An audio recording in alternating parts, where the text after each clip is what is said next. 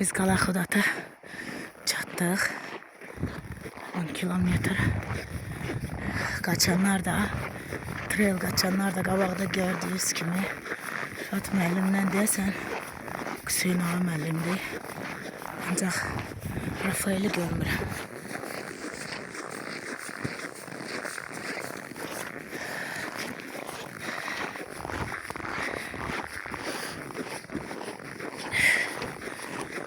İkinci günün təlimi belə gedir.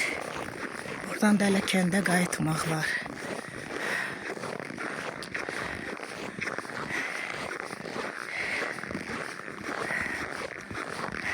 Rafael'e mi?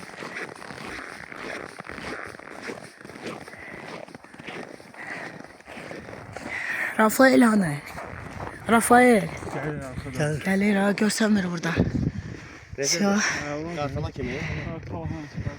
Benim aşağı uçtu. 10 kilometre dedi az. Rafael də gəlir. Biraz çok. Şu, buratına gedirik. Biz abrasını geliştir.